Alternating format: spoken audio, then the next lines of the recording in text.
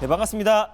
엠비엔골드 김준호 매니저입니다. 네, 오늘 같은 경우는 이제 저 PBR 관련된 이제 구체화 방안이 이제 발표가 되면서 관련 종목들이 약간의 좀 세론 현상이 나와주고 있는 모습이고 그 수급이 다시 좀 선장 섹터, 특히 제약바이오 섹터의 좀 수급 이동이 좀 이어지고 있는 모습입니다. 뭐 가뜩이나 이제 제약바이오 섹터 같은 경우는 또 1월 JP모건 헬스케어 전에 12월 말이나 1월 초까지 상승했던 부분들이 대부분 다 반납을 한 상태라서 거의 한 30에서 한 40% 이상의 어떤 주가 조정이 이미 낮은 상태다 보니까 가격적인 매력이 충분하고 또 4월 미국의 이제 아마케와 또 5월 미국의 임상 종양 학회를 앞둔 시점에서 특히 이제 파이프라이드 가치가 이제 부각될 수밖에 없다라고 말씀드렸습니다. 특히 이제 그 안에서 작년 같은 경우는 이제 비만 치료제에 대한 관심이 뜨거웠는데 올해 같은 경우는 전 세계가 이제 고령화 사회를 지금 앞둔 시점에서 결국 치매 치료제에 대한 어떤 관심이 높아질 수밖에 없고 또 이제 오스코넥 같은 경우는 또 이제 그 치매 치료제 관련해서 임상 1A 이상을 또 투약에 개시했다라는 소식이 나와주면서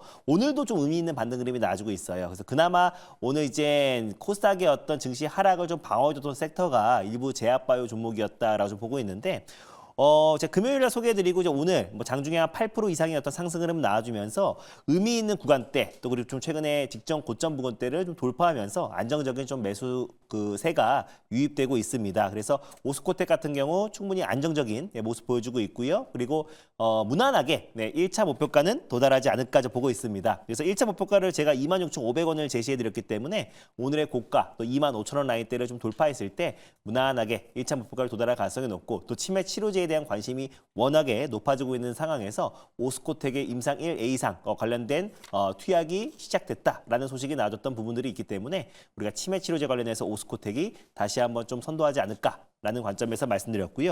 요 종목도 이제 피부 미용 의료기기인데 클래시스라는 종목도 이제 소개를 해드렸잖아요. 그래서 클래시스 같은 경우도 좀 바닥 구간에서 안정적인 모습 보여주고 있는데 이미 이제 작년에 또 이제 창사 이래 사상 최대 실적을 달성했고 그게 뭐 작년뿐만 아니라 지금 최근에 3년 연속으로 창사 이래 사상 최대 매출을 계속 달성하고 있습니다. 그럼에도 불구하고 이제 1월 달에 시장 여파로 거의 한 40% 가까운 주가 조정 흐름이 나준 상태에서 이제 바닥에서 저가 매수가 유입되고 있는데 정부와 또 의사협회 간의 어떤 첨예한 대립이 여전히 좀 이어지고 있는 상황에서 특히나 이제 의사 정원이 2,000명 증원된다고 했을 때 결국에 또 이제 피부과라든지 또 이제 성형외과 같은 어떤 이제 특정 쏠림 현상은 이어질 수밖에 없더라고 보고 있고 특히 이제 피부 미용 의료 기기 관련해서 슈링크의 대중화를 이끌었던 클래시스 같은 기업들이 또 이제 결국에 또 수혜를 받지 않을까. 또 그리고 최근에 소모품 매출 비중도 워낙에 크게 급증해서요. 2022년 기준에 39%에서 작년 기준에 거의 45% 이상의 소모품 매출 비중이 늘어나고 있다는 점은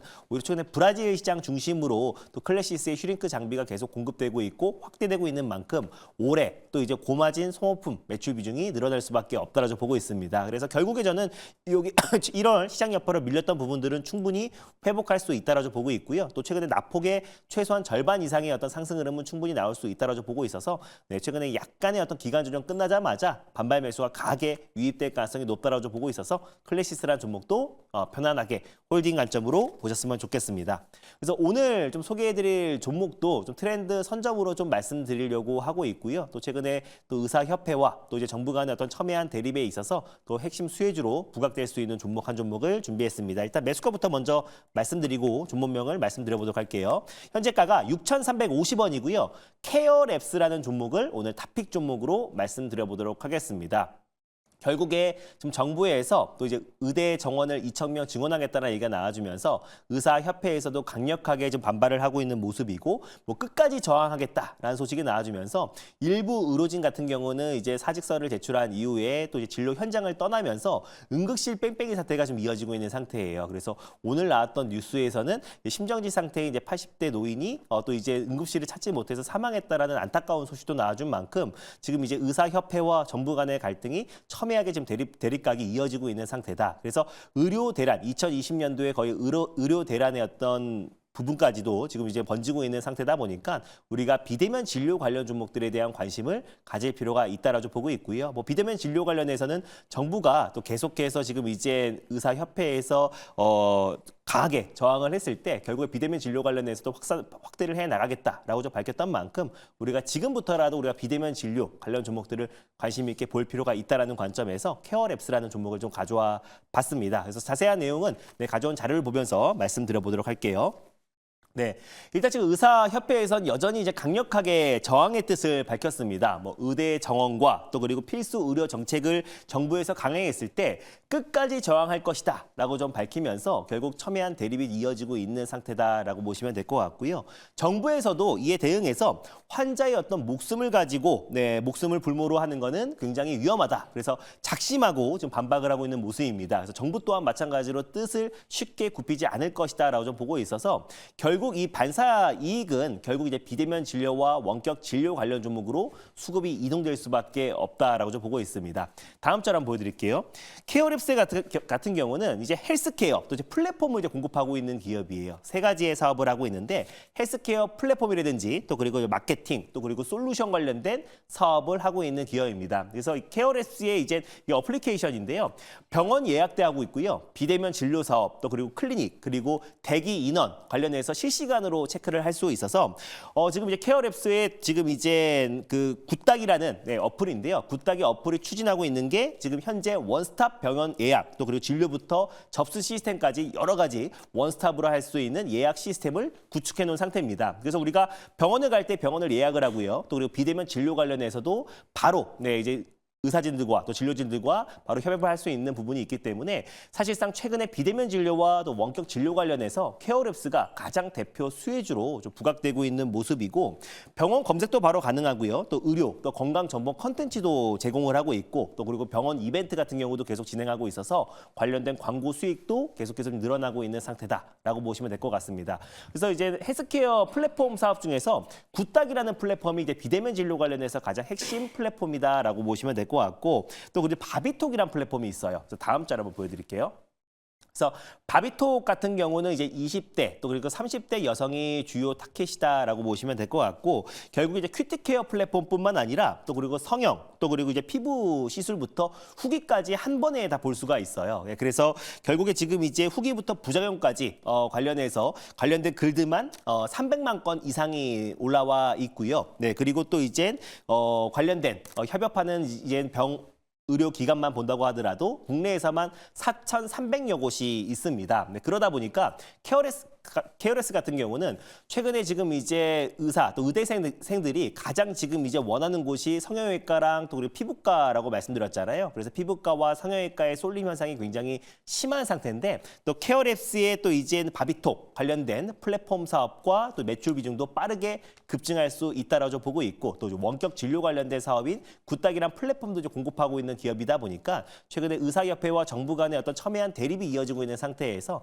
가장 큰 수혜주로 좀 부각될 수 있다고 보고 있어요. 기술적으로 본다고 하더라도 최근에 이 현상이 들어간 이후에 좀 가파른 가격 조정 흐름이 나와주면서 주가 조정 흐름이 크게 들어와줬었는데 다시 한번 전 2차 상승 여력이 남아 있다라고 좀 보고 있고요. 또 비대면 진료 안에서도 지금 이제 굿닥이라는 플랫폼을 공급하고 있는 기업이고 국내 많은 병 의료원들과도 협업을 하고 있는 기업이다라고 판단돼서 케어랩스를 다시 한번 2차 시세를 기대하면서 가져와 봤습니다. 질문 한번 받아보도록 할게요. 네, 제가 질문해보도록 하겠습니다. 네. 사실 정말 지금 핫한 이슈고 또 이제 좀 안타까운 사건들도 좀 많이 나오고 있는 어떤 이슈이긴 한데 거기에 따라서 정부가 이제 확실한 어떤 비대면 진료에 대한 부분들을 더욱더 좀 공고히 하려고 하는 어떤 흐름들인 것 같고요. 사실 근데 이 관련 종목들 중에서는 인성 정보가 네. 일단은 대장을 좀 치고 나갔던 흐름들이었는데 궁금한 건 이제 이런 어떤 실제적인 이런 흐름 이슈들이 과연 언제까지 좀 지속될 수 있을지에 대한 부분이 좀 궁금하고요. 물론 뭐 그게 김준호 매니저님께서도 뭐 정확하게 말씀드릴 수 있는 부분들은 아니겠습니다만 네. 그래도 어느 정도 기간을 두고 우리가 좀 이런 테마 종목들을 공략을 해야 되는지 왜냐하면 자칫 잘못하면은 또 이제 그 재료가 소멸되면 급락이 나올 수도 있는 테마거든요. 맞습니다. 그래서 아마 그런 부분들을 좀 시청자분들이 좀 궁금해하실 것 같고 그 다음에 인성 정보가 대장주였던 역할을 하고 있었던 흐름들 속에서 케어랩스가 바통을 좀 받으면서 좀 대장주로 치고 올라갈 수 있을지 그 부분이 네. 좀 궁금합니다.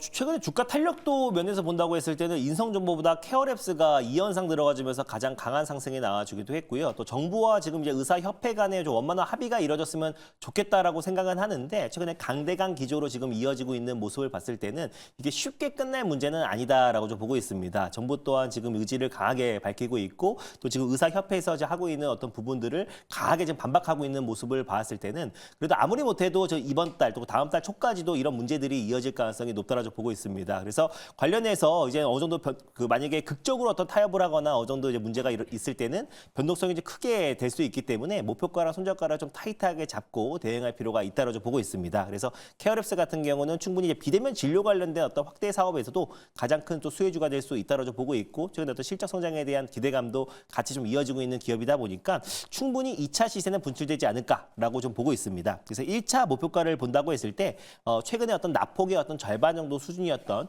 6,900원을 1차 목표가로 제시해 보도록 하겠고요. 2차 목표가 같은 경우는 8,000원 부근대 그리고 손절가는 4,500원 말씀드려보도록 하겠습니다.